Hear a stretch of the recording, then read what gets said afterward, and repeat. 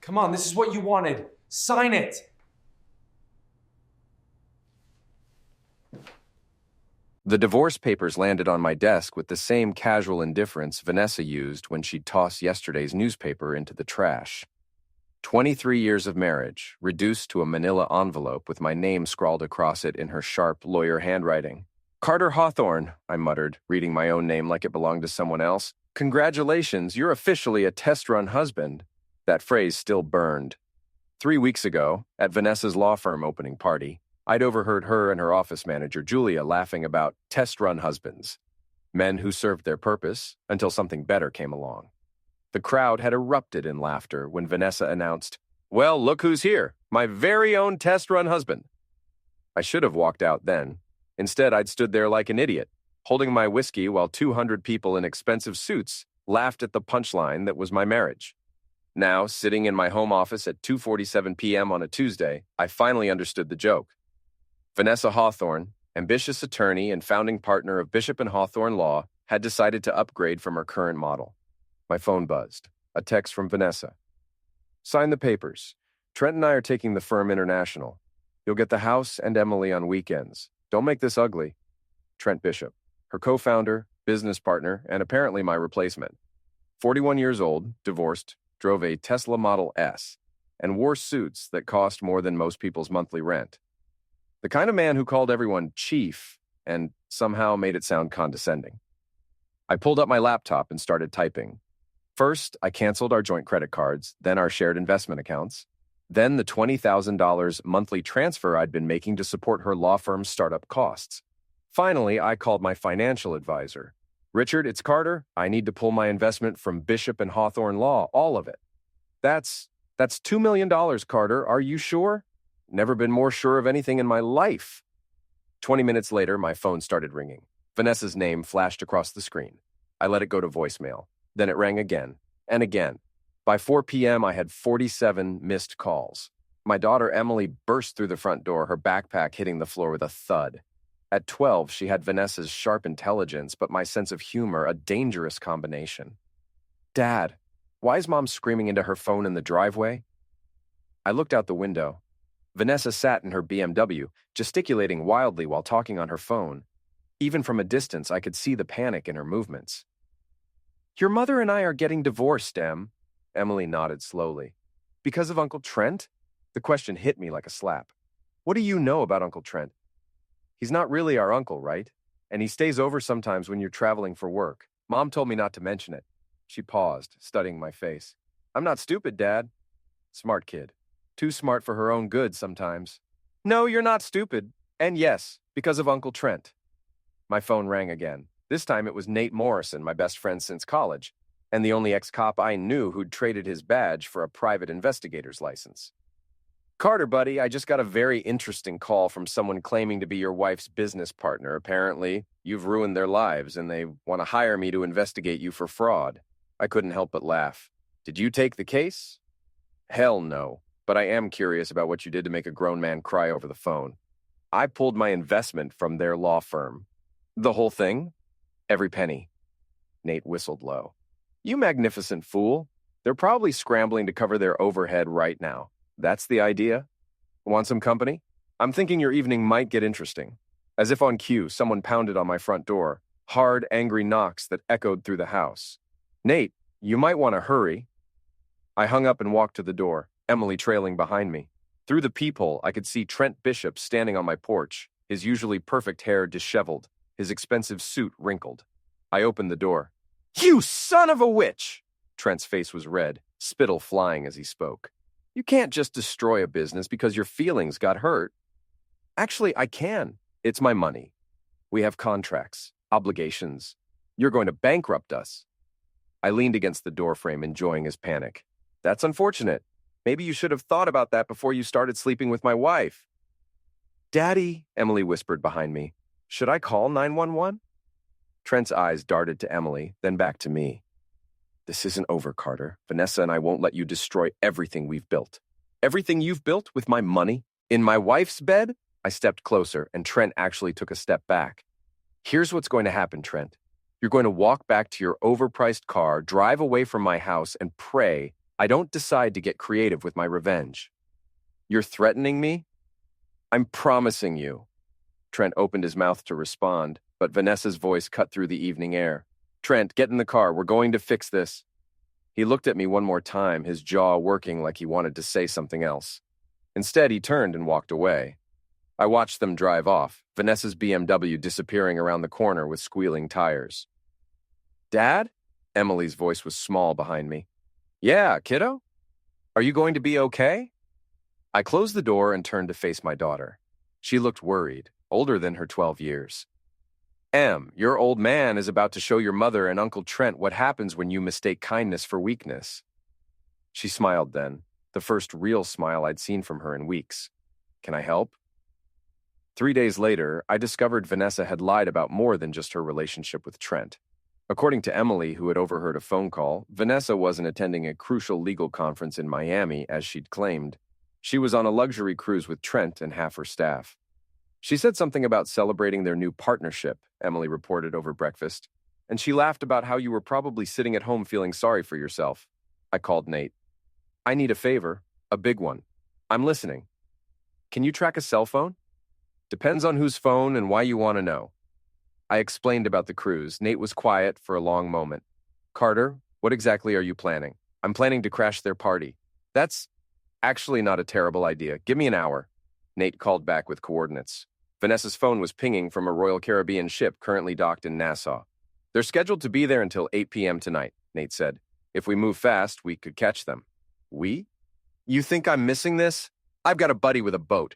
Ex-Navy guy everyone calls Salty Pete. He owes me a favor. 4 hours later, Emily, Nate, and I were speeding across blue water in a 30-foot cigarette boat. Pete at the helm with a grin that suggested he was enjoying this far too much. You sure about bringing the kid? Pete shouted over the engine noise.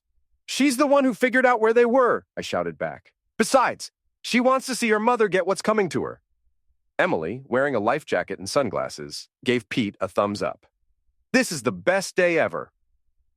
The cruise ship loomed ahead of us, a floating city of excess and bad decisions. According to the ship's website, tonight was their masquerade ball. Perfect cover for what I had in mind. Pete pulled alongside a service dock. I can give you 2 hours before security gets suspicious. Nate handed me a small device. Wireless microphone. Clips to your shirt. Whatever you say will broadcast to every speaker on the ship's main deck. How did you? Don't ask questions you don't want answered. We made our way through the ship's corridors, following the sound of music and laughter. The masquerade ball was in full swing on the main deck. Hundreds of people in formal wear and elaborate masks dancing under string lights. It took me 10 minutes to spot Vanessa. She was wearing a red dress I'd bought her for our anniversary, dancing with Trent while her staff watched and applauded. Julia, the office manager, was recording everything on her phone, probably for social media. I clipped the microphone to my shirt and walked onto the dance floor. The music stopped when I tapped the DJ on the shoulder and handed him a $100 bill. Mind if I make an announcement? Carter? Vanessa's voice carried across the sudden silence. She was staring at me like I was a ghost. I took the microphone from the DJ and smiled at the crowd. Ladies and gentlemen, I'm sorry to interrupt your evening, but I wanted to share a wonderful story with you about love, betrayal, and what happens when you mistake a good man's patience for stupidity. Vanessa started pushing through the crowd toward me. Carter, don't you dare. You see, 3 weeks ago, my wife Vanessa threw a party to celebrate opening her new law firm. I was so proud of her. I'd invested $2 million in her dream, supported her through law school, raised our daughter while she built her career. The crowd was listening now, sensing drama. At that party, she introduced me to everyone as her test-run husband. Everyone laughed. It was hilarious. Apparently, I was just a placeholder until someone better came along. Vanessa had stopped moving. Her face was pale above her red mask. That someone better turned out to be her business partner, Trent Bishop. Trent, wave to everyone. I pointed at Trent, who looked like he wanted to disappear. Several people turned to stare at him. Now here's the funny part. While Vanessa and Trent were planning their romantic business conference, I decided to withdraw my investment from their law firm. All of it. Turns out when you build a business on someone else's money, you should probably not sleep with their wife. The crowd was murmuring now, some laughing, others looking uncomfortable. Vanessa, sweetheart, how's the firm doing without my funding? Still planning to go international? Vanessa finally found her voice. You fool! You can't humiliate me like this. I'm not humiliating you, honey. You did that all by yourself when you decided to cheat on your husband and then lie about it. Trent finally stepped forward. That's enough, Carter. You've made your point. Have I? Because I don't think I have. I turned back to the crowd. See, Trent here thought he was getting an upgrade. Successful lawyer, beautiful woman, established business. What he actually got was a cheating wife and a bankrupt law firm. Trent, how does it feel to know that everything you thought you were getting was built on my money and my trust? Trent's face was red with rage. You son of a witch! He lunged at me, but cruise ship security appeared as if by magic, grabbing his arms before he could reach me. Gentlemen, I said to the security guards, this man just tried to attack me in front of 200 witnesses. I think it's time for him to cool off. They dragged Trent toward the edge of the deck. I followed, the crowd parting like the Red Sea. Wait, I called out. Before you take him away, I think he needs to cool down. I grabbed Trent's shoulders and shoved him backward into the ship's pool. He hit the water with a tremendous splash, his expensive suit immediately waterlogged. The crowd erupted in laughter and applause. Vanessa was screaming now, calling me every name in the book while Julia tried to calm her down. Oh, Vanessa, I called out. I almost forgot. I also canceled our joint credit cards, our shared accounts, and the lease on your office building. You might want to call your landlord. Security was moving towards me now, but Emily appeared at my side like she'd been waiting for her cue. Officers, she said in her most innocent 12-year-old voice. My daddy didn't do anything wrong. That man attacked him first. I recorded the whole thing. She held up her phone, showing a perfect video of Trent lunging at me. The security chief looked at that video, then at me, then at Trent, who was still floundering in the pool. Sir, I think it's time for you and your daughter to leave the ship. Absolutely, officer. We wouldn't want to spoil anyone else's evening. As we walked away, I heard Vanessa screaming at the security guards, demanding they arrest me for something, anything. But there was nothing to arrest me for. I'd simply told the truth in a very public way. Nate was waiting for us at the service dock, grinning from ear to ear. How'd it go? Trent's all wet, Vanessa's reputation is ruined, and their law firm is officially broke. And how do you feel? I looked back at the cruise ship, where I could still hear the commotion on the main deck. Like I'm just getting started. The next morning, I woke up to 17 voicemails from Vanessa, each one more desperate than the last. The final message was barely coherent. Carter, please, we can work this out. The firm, we're going to lose everything. Please call me back. I deleted them all without listening to the complete messages. Emily was already downstairs making breakfast when I came into the kitchen. She looked up from her cereal with a mischievous smile. Mom called the house phone 6 times this morning. I let it go to voicemail. Good girl. What did she say? Mostly crying and begging. Oh, and she said Uncle Trent is talking to lawyers about suing you. I poured myself coffee and sat down across from Emily. How do you feel about all this, kiddo? I know it's a lot. Emily considered this seriously. I feel like Mom forgot she had a family when she started her business. And I feel like Uncle Trent is creepy and I never liked him anyway. Creepy how? He always looked at me weird. And one time when you were traveling, I heard him and Mom in your bedroom. It was gross. The rage that hit me was white hot and immediate. I gripped my coffee mug so hard I thought it might shatter. Em, why didn't you tell me? I tried to, but Mom said I was imagining things. She said Uncle Trent was just helping with business stuff. I pulled out my phone and called Nate. We're escalating this, I said when he answered. What happened? I told him about Emily's revelation.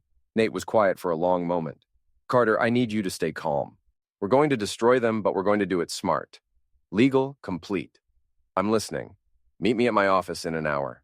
Bring Emily. It's time she learned how real justice works. Nate's private investigation office was in a converted warehouse downtown, all exposed brick and modern technology.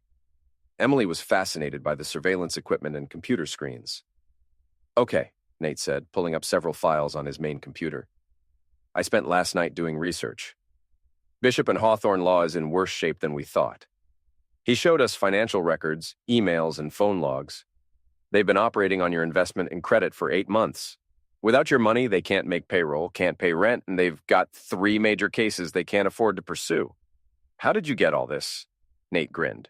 Julia, their office manager, is apparently not as loyal as they thought. Turns out, she's been skimming money from the firm's accounts, and she's terrified of going to jail. She's willing to cooperate in exchange for immunity. Cooperate with what? with completely destroying their reputation, their business, and their future prospects. Over the next 2 hours, Nate laid out a plan that was both elegant and ruthless. We would systematically dismantle every aspect of Vanessa and Trent's professional and personal lives, using only legal means and the public information. First, Nate said, we exposed the affair to the State Bar Association.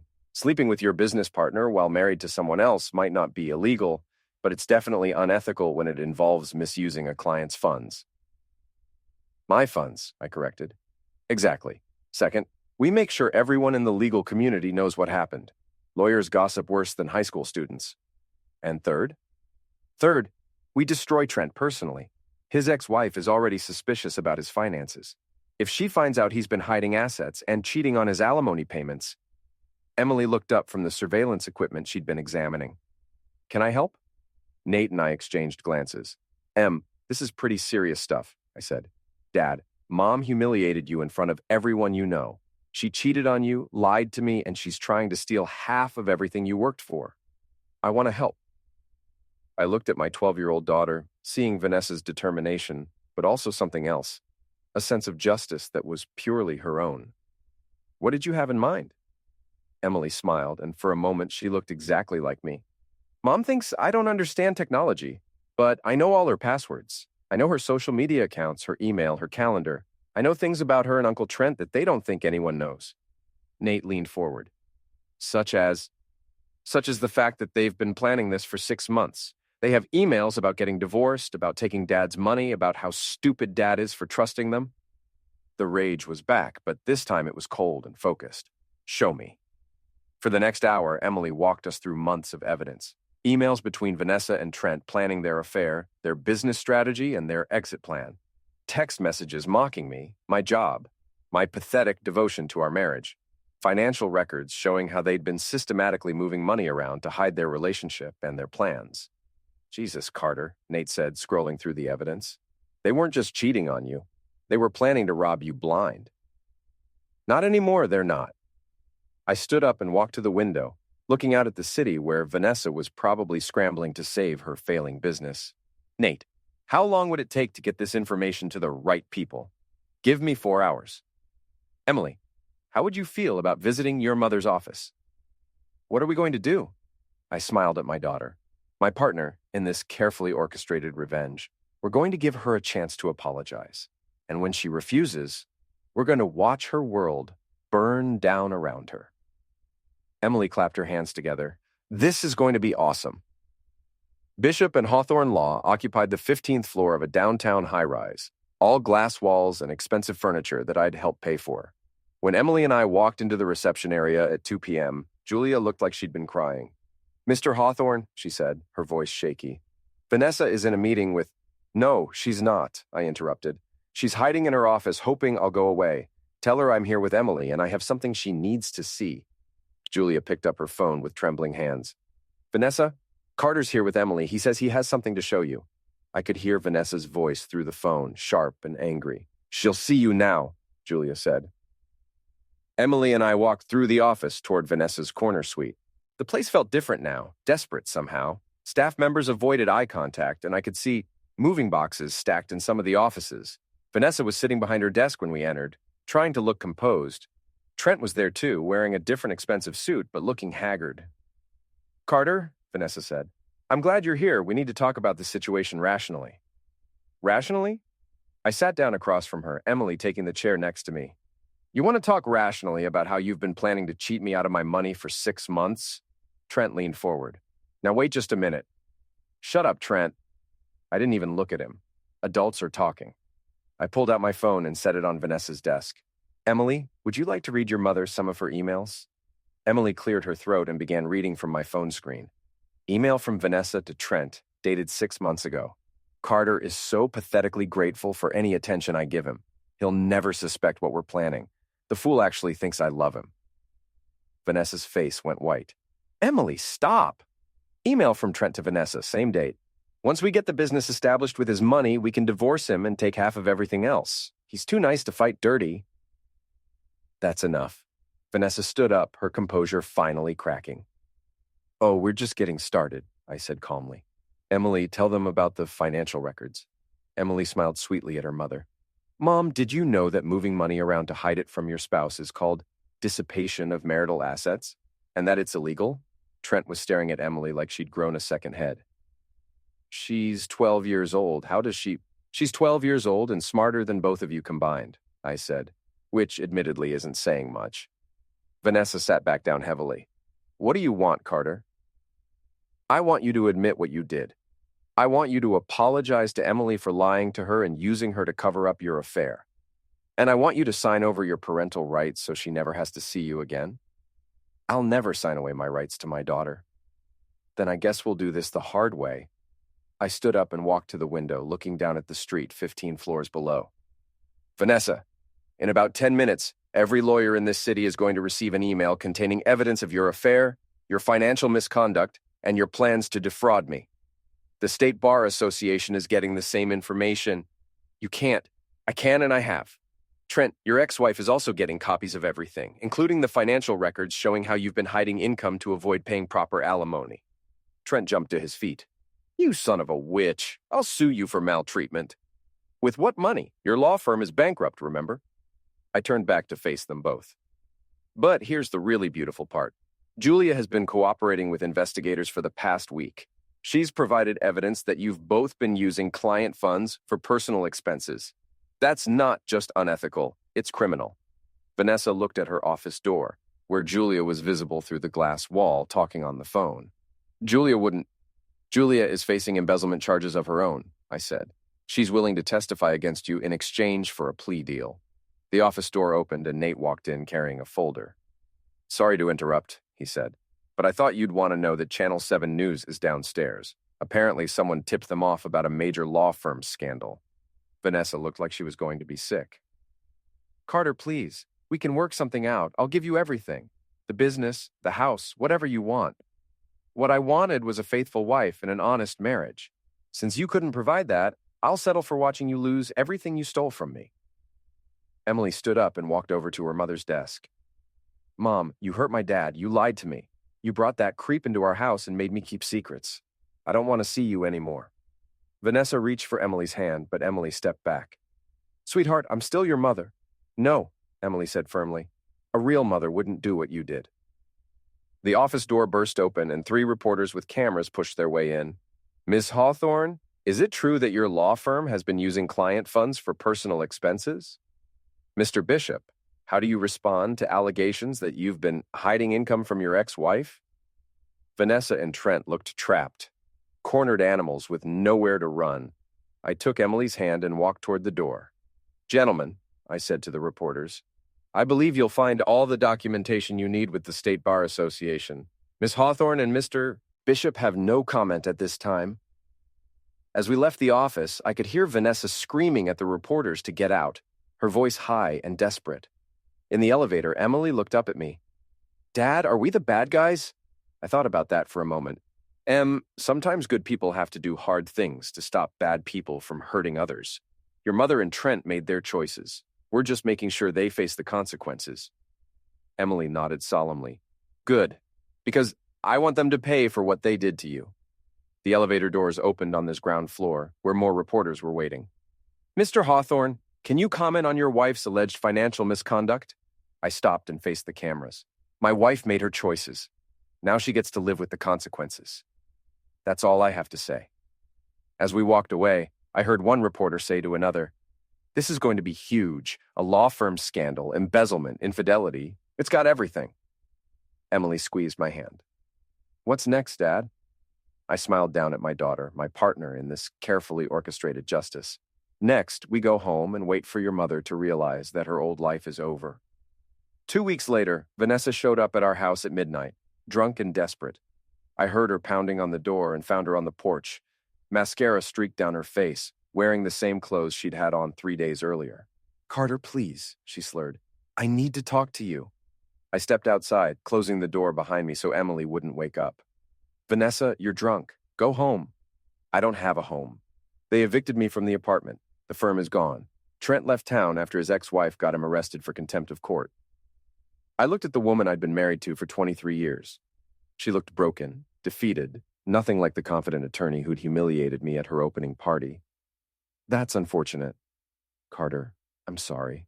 I made mistakes, terrible mistakes, but we can fix this. We can start over. No, we can't. Please, I'll do anything. I'll sign whatever you want. Just don't leave me with nothing. I studied her face in the porch light. A month ago, her tears might have moved me. Now I felt nothing but cold satisfaction. Vanessa, you didn't leave me with nothing when you decided to cheat on me. You tried to take everything, my money, my house, my daughter's respect. You planned to destroy me. I was confused. I made bad decisions. You made calculated decisions. For 6 months, you and Trent planned every detail of how you were going to rob me blind. She grabbed my arm, her fingernails digging into my skin. Carter, I'm begging you. I have nothing left. Nothing. I gently removed her hand from my arm. You have exactly what you gave me when you decided to cheat. Nothing. I'm Emily's mother. Emily doesn't want to see you. She told the family court judge that herself. Vanessa's face crumpled. You turned my own daughter against me. I didn't have to turn her against you. You did that yourself when you brought your boyfriend into our house and made her lie about it. A car pulled into the driveway. Nate got out, along with a woman I didn't recognize. Carter, Nate called out. Sorry to bother you so late. This is Detective Sarah Martinez. She needs to speak with Vanessa. The detective approached us, showing her badge. Miss Hawthorne, I have a warrant for your arrest on charges of embezzlement, fraud, and money laundering. Vanessa looked at me with pure hatred. You did this. You destroyed my life.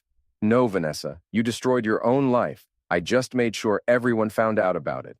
As Detective Martinez read Vanessa her rights, my ex-wife looked at me one last time. I hope you're happy, Carter. I hope this was worth it. I watched as they put her in the back of the police car. It was. After they drove away, Nate and I sat on the porch steps. How do you feel? He asked. I thought about it for a long moment. I feel like justice was served. Vanessa and Trent thought they could use me, steal from me, and humiliate me without consequences. They were wrong. Any regrets? Just one. I regret not seeing who she really was sooner. The porch light came on and Emily appeared in the doorway, wearing her pajamas. Dad, was that Mom? Yeah, kiddo, that was your mom. Emily sat down next to me on the steps. Is she going to jail? Probably. Emily was quiet for a moment. Good, she said finally. She hurt you, and she lied to me. People should face consequences for their actions. I put my arm around my daughter. Yes, they should. Nate stood up to leave. Carter, I have to ask, was this all worth it? The revenge, the destruction, all of it? I looked at my house, my daughter, my life that was finally free of Vanessa's lies and manipulation. Nate, some people mistake kindness for weakness. They think a good man won't fight back when he's betrayed. Vanessa and Trent learned that there's a difference between being kind and being stupid. And what's that difference? I smiled, feeling truly peaceful for the first time in months. A kind man gives you every chance to do the right thing. But when you choose to do wrong anyway, he makes sure you face the consequences of that choice. Emily yawned and leaned against my shoulder. Dad, can we go inside now? I have school tomorrow. Of course, sweetheart. As we walked into the house, Emily looked back at the empty driveway where Vanessa's car had been. Dad, do you think Mom will ever understand what she did wrong? I turned off the porch light and locked the door. I don't know, Em, but it doesn't matter anymore. She's not our problem now. Emily smiled and headed upstairs to bed. I love you, Dad. I love you too, kiddo. I stood in my living room, looking around at the home that was finally peaceful again. No more lies, no more betrayal, no more wondering what Vanessa was really doing when she claimed to be working late. My phone buzzed with a text message from an unknown number. This is Trent. When I get back to town, we're going to settle this like men. I deleted the message without responding. Trent Bishop was a coward who'd run away the moment things got difficult. He wasn't coming back to face anything. But if he did, he'd find the same thing Vanessa had found, that destroying a good man's life has consequences. I turned off the lights and headed upstairs. Tomorrow, Emily and I would start building our new life, free from the people who'd tried to destroy us. And if anyone else decided to mistake my kindness for weakness, they'd learn the same lesson Vanessa and Trent had learned. Some battles are worth fighting, and some people deserve exactly what they get.